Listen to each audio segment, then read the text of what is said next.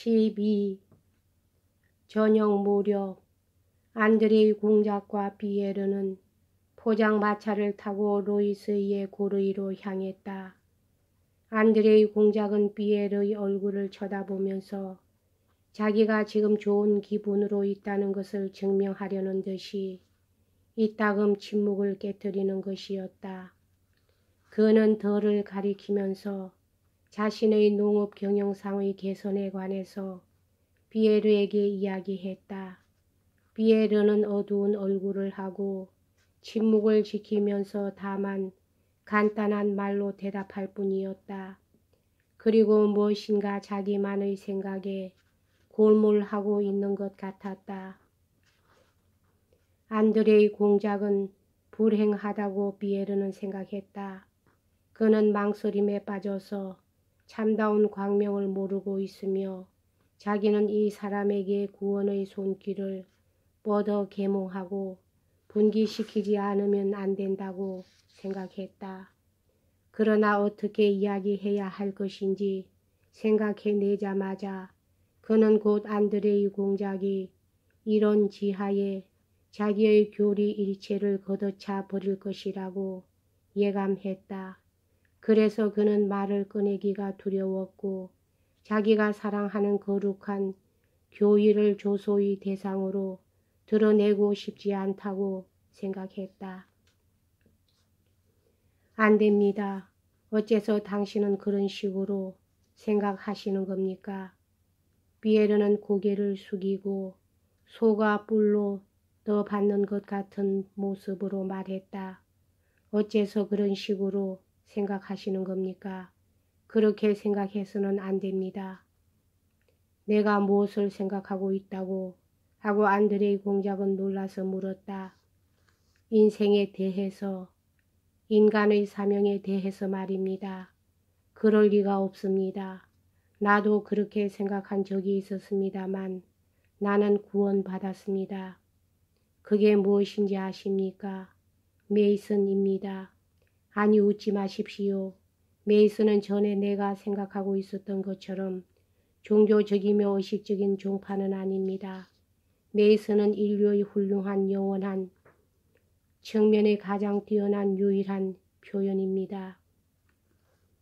그는 안드레이 공작에게 자기가 이해하고 있는 대로 메이슨의 설명을 하기 시작했다.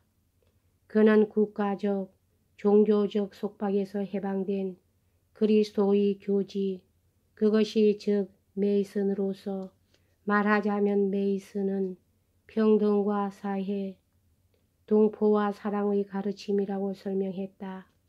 오직 우리들의 신성한 조합만이 인생에 있어서의 실제적인 의미를 지니고 있으며 그 밖의 것은 모두 꿈입니다.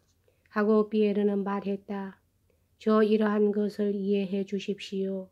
즉 이 조합 이외의 것은 모두 허위와 부정에 가득 차 있다는 것입니다.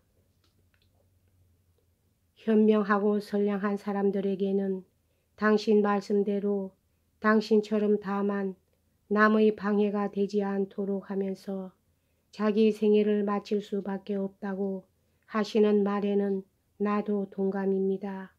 그러나 우리 조합의 근본적인 신념을 당신도 체득하여 우리 교단에 가입하고 우리들에게 당신의 온 몸을 내맡겨 우리가 지도할 수 있게 해 주십시오. 그러면 내가 느낀 것과 마찬가지로 자기가 눈에 보이지 않는 거대한 쇠사슬, 그 끝이 하늘에 숨어 보이지 않는 쇠사슬의 한 부분이라는 것을 곧 느끼게 될 것입니다. 하고 비에르는 말했다. 안드레이 공작은 말없이 앞쪽을 바라보면서 비에르의 말을 듣고 있었다. 여러 번 그는 마차의 소음 때문에 잘 알아듣지 못했던 몇 마디의 말을 비에르에게 되묻곤 했다. 그의 침묵과 눈 속에서 타오르는 색다른 광채로 비에르는 자기 말이 헛되지 않았다는 것과 안드레이 공작은 자기 말을 막거나 비웃지는 않을 것이라고 알아챘다. 그들의 마차는 눈이 녹아 물이 넘친 강으로 다가갔다. 그들은 나무배로 건너지 않으면 안 되었다. 마차와 말을 싣는 동안 두 사람은 배에 올랐다. 안드레이 공작은 난간에다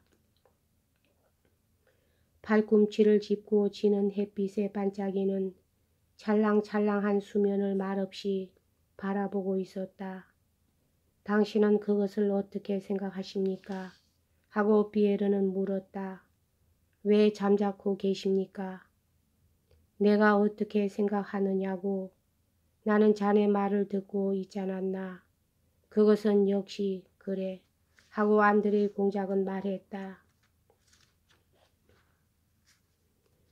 그러나 자네는 우리 조합에 들어오라. 그러면 우리들이 인생의 목적과 인간의 사명과 세계를 지배하는 법칙을 가르쳐 주겠다고 말하고 있지만 대체 그 우리들이라고 하는 것이 무엇인가? 역시 인간이겠지. 어째서 자네들은 일체를 다 인식하고 있는데 자네들에게 보이고 있는 것이 어째서 나에게만 보이지 않는 것일까? 어째서 자네들은 지상에서 선과 진리의 왕국을 보고 있는데 나만이 그것을 보지 못하고 있는 것일까? 비에르는 그의 말을 가로막았다. 당신은 내세를 믿으십니까? 하고 그는 물었다. 내세 하고 안드레이 공작은 되풀이했다. 그러나 비에르는 그에게 대답할 틈을 주지 않았다. 그는 이 되풀이를 부정의 뜻으로 받아들였다.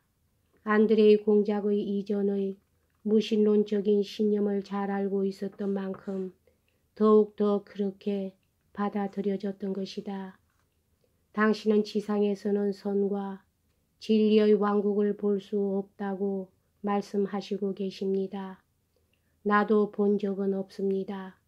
그리고 만약 이 세상의 생활을 일생의 끝이라고 본다면 도저히 그것을 볼 수는 없습니다. 지상에는 저기 땅 위에는 하며 비에르는 들을 가리켰다. 진리는 없습니다. 모든 것이 허위이고 악입니다. 그러나 세계에는 온 세계에는 진리의 왕국이 있습니다. 그래서 우리들은 지금은 그저 땅의 아들입니다만 영구적으로는 온 세계의 아들입니다. 과연 우리는 자기가 이 위대한 조화된 전체의 일부분을 이루고 있다는 것을 자기 마음속에 느끼고 있지 않는 것일까요?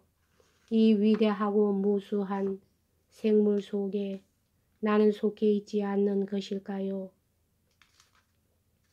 이 집합 속에야말로 하느님 혹은 최상의 힘이라고 해도 좋을 이 나타나는 것입니다. 자기가 하등 동물에서 고등 생물에 다다르는 하나의 청계, 하나의 쇠고리를 이루고 있다는 것을 느끼고 있지 않는 것일까요? 만약 내가 식물에서 인간에 다다른 이 청청대를 본다고 한다면, 뚜렷이 본다고 한다면 이 청청대가 나와 더불어 끊어져 버려서 그 이상 앞으로는 이어지지 않는다고 어떻게 상상할 수가 있겠습니까? 이 세상의 아무것도 소멸하지 않는 것과 마찬가지로 나도 결코 소멸할 수 없을 뿐더러 영원히 존재할 것이며 또한 항상 존재해왔다고 느끼는 것입니다. 또 나 자신 이외에도 많은 정령들이 우리들의 머리 위에서 살고 있다는 것도 이 세계에 진리가 존재한다는 것도 믿고 있습니다.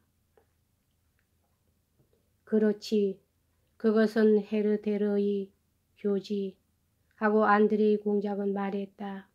그러나 말일세 여보게 그런 것을 가지고는 나를 설득시킬 수 없네. 삶과 죽음 이것일세. 나를 확신시키는 것은 자기에게 귀중한 사람, 자기와 굳게 맺어져 있는 사람, 그 사람에 대해서 자기가 죄를 지었다고 느끼고 무슨 방법을 쓰서라도 보상해 주려고 생각하고 있는데 안드레이 공작의 목소리는 떨렸다. 그는 얼굴을 돌렸다.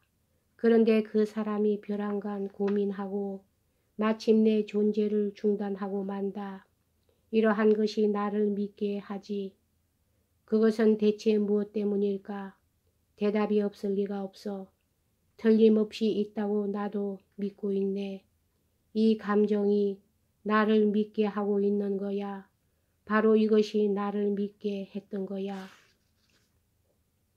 하고 안드레이 공작은 말했다. 그렇습니다. 그렇습니다. 피에르는 말했다. 그러니까 내가 얘기하고 있는 것과 똑같지 않습니까? 아니야. 내가 이야기하고 있는 것은 다만 이것뿐이야. 정 내세가 없을 리가 없다고 나에게 믿게 한 것은 이론이 아니라 어떤 사람과 함께 손을 잡고 인생을 나아가다가 갑자기 그 사람이 어딘지 모를 어떤 데로 사라져 버린다. 그래서 자기도 이 시면 앞에 발을 멈추고 그 속을 들여다본다는 그 사실이야. 나도 그 속을 들여다보았어. 바로 그깁니다. 당신은 그 어떤 데가 존재하는 것도 누군가가 있다는 것도 알고 계시지요. 그 어떤 데라는 곳이 내세입니다. 누군가란 하느님입니다. 안드레이 공작은 대답하지 않았다. 마차도 말도 이미 강 맞은편으로 끌어올려져 완전히 준비가 되어 있었다. 벌써 해는 절반쯤 기울고 저녁 추위가 나루터 옆의 웅덩이를 별처럼 반짝이는 살얼음으로 덮고 있었다. 그런데도 피에르와 안드레이는 아직 배 안에 선 채 이야기에 팔려 하인과 마부들을 놀라게 했다. 만약 하느님이 있고 내세가 있다고 한다면 진리도 선도 있을 것입니다.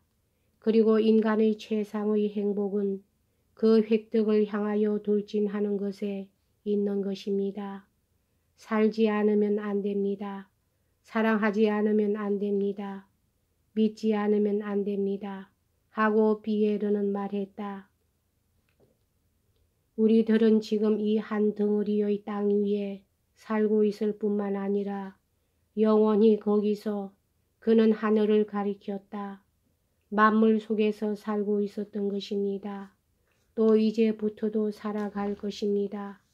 안드레이 공작은 나룻배 난간에 발꿈치를 짚고 피에르의 이야기를 들으면서 파랗게 보이는 수면에 반짝이는 붉은 석양을 눈도 깜빡이지 않고 찬찬히 바라보고 있었다. 피에르는 입을 다물었다. 주인은 완전히 고요하였다. 나룻배는 벌써 오래전에 도착하여 흐르는 물결이 가냘픈 소리를 내면서 배 밑바닥에 찰싹찰싹 부딪힐 뿐이었다.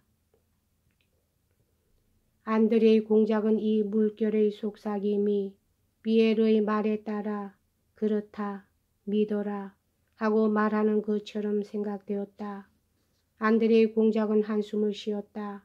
그리고 빨개진 피에르의 얼굴을 빛나는 어린애 같은 부드러운 눈으로 힐끔 쳐다보았다.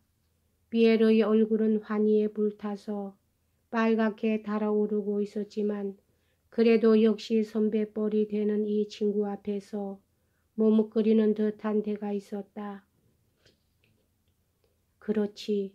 그것이 정말 그렇기만 하다면 하고 그는 말했다. 그건 그렇고 이제 가서 타지. 안드레이 공작은 이렇게 덧붙여 말하고 나룻배를 나오면서 피에르가 가리켰던 하늘을 우러러 보았다. 전에 아우스테르리츠의 싸움터에서 땅에 누워서 바라보았던 저 높은 영원한 하늘을 그는 그때 이래 처음으로 본 것이었다. 그러자 무엇인가 아주 오래 전부터 잠자고 있던 마음속의 어떤 가장 훌륭한 것이 느닷없이 즐겁고 청신하게 그의 가슴에 되살아났다. 이 기분은 안드레이 공작이 다시 익숙해진 이전의 생활 환경 속으로 들어옴과 동시에 곧 사라져 버렸으나 그는 자신이 키울 수 없었던 이 감정이 마음속에 살고 있다는 것을 알고 있었다. 피에르를 만난 것은 안드레이 공작에게는 하나의 획기적인 사건이 되었고 이때 일의 겉으로 보기에는 변함이 없었으나 내부의 세계에 있어서는 새로운 생활이 시작됐던 것이다. 여기까지 하겠습니다.